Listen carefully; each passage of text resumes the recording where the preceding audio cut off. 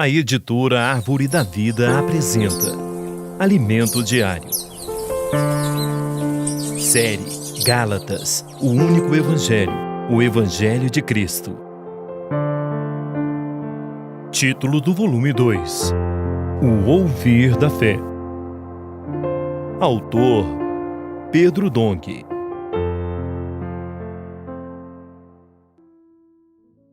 Semana 1.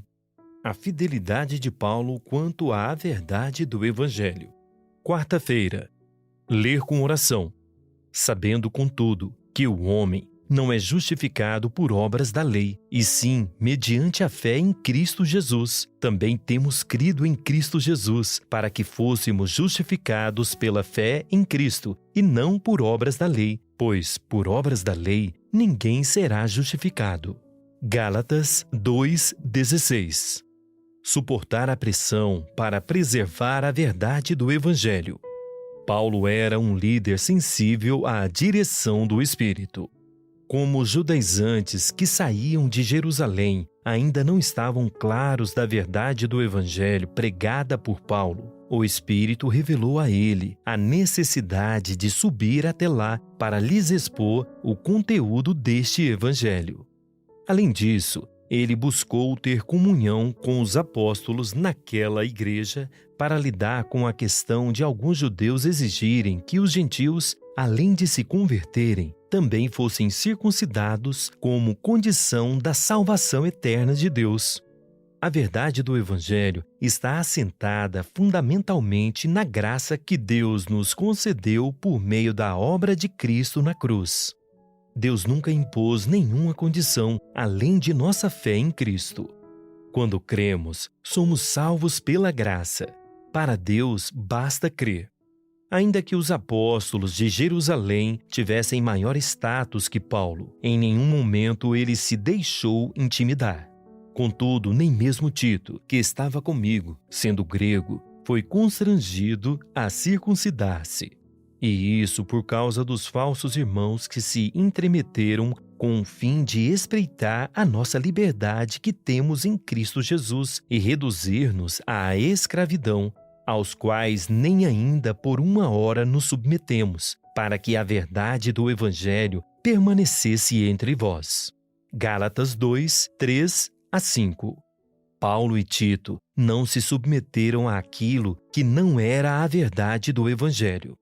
Quando os judeus que haviam crido se levantaram para impor aos gentios que, para serem salvos, deveriam praticar a circuncisão e a lei de Moisés, Paulo foi categórico: nem ainda por uma hora nos submetemos.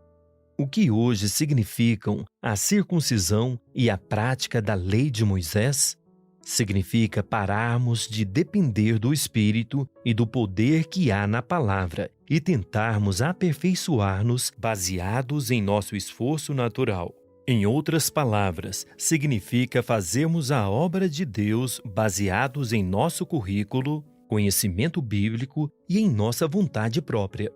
Essa é a ilusão de todas as religiões. O homem jamais conseguirá agradar a Deus por si mesmo. Vamos permanecer na simplicidade como as crianças, deixando-nos ser conduzidos pelo sopro do Espírito.